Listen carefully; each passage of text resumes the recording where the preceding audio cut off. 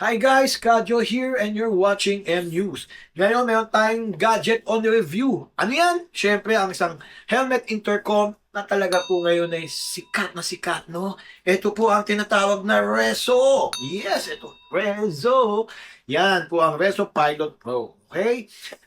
Isa po to sa mga mesh technology at masasabi kong isa sa mga magagandang communication sa inyo pong helmet group rides o kahit may back ride ka lang o kahit nag-iisa ka lang, syempre para sa sounds and everything, no?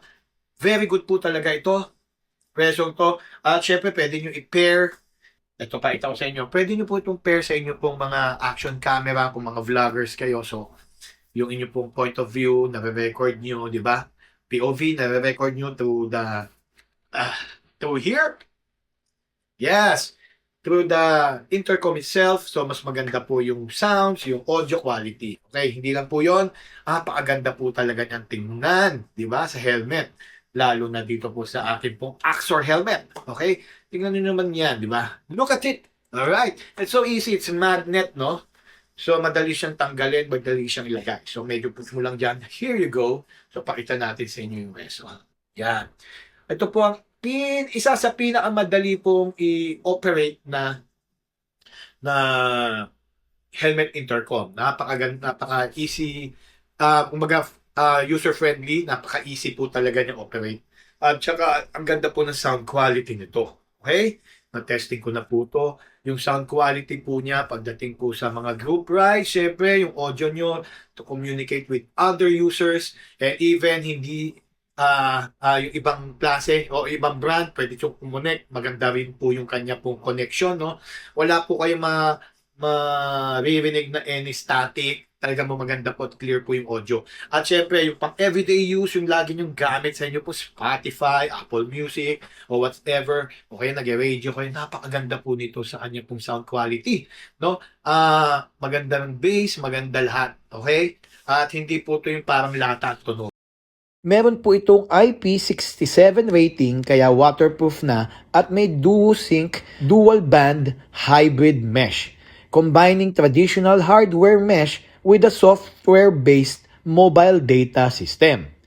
Ang connection capacity ay 30 riders sa grupo at ang distance niya at range pagdating sa hard mesh, yung naka-standard unit to unit, ay up to 2.5 kilometers between the units. At kung hard mesh naman, ang group range ay up to 12 kilometers within a group. At ang soft mesh naman, via app or mobile data, provides virtually unlimited range for riders, allowing communications across different regions. Ang lupit! Kagandahan pa nito, napakaganda rin po ng kanya pong battery life. Ito pong battery life niya, oh, ganyang kahaba, guys. Okay? O, kabit natin ulit. Ito, napakaganda. Yan. So, in a world na maingay, ito na ang magtatanggal ng ingay na yon. Dahil nakikinig ka ng music, di ba? At pwede ka makipag-usap sa yung backride o mga kagrupo ng even more than a kilometer away. Okay? Talagang good audio, good connection, and good looks. Okay, may kamahalan siya compared sa mga usual helmet communicators, no?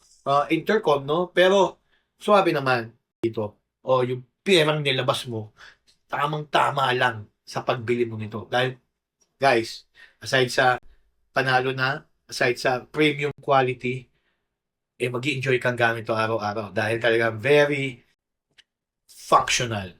Kung anong kailangan mo sa intercom, nandito yan. May mesh, may Bluetooth, may Wi-Fi, everything's here. Okay? At, pogi guys. Maganda oh. Di ba? Bagay na bagay po talaga sa mga helmet nyo ito. Okay? Yun lang po. So, if I were you guys, I'll be getting an intercom. Malapit na po yung mga accessories dyan sa inyong mga lugar, no? Mapupuntahan nyo o kaya online, hanapin nyo lang sila. You'll get one.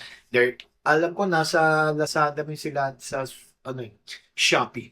Okay guys, if I were to be asked kung ito ay highly recommended po ito guys. Get the Reso, okay? Whatever model they have, okay na okay yon. But for me, get the Pilot Pro. Reso Pilot Pro. Goods na goods! Ang pogi mo pa! At talagang functional pa. Yun lang po, ulit si Sigkadyo. At ang masasabi ko rito, resonatingly amazing. Yeah!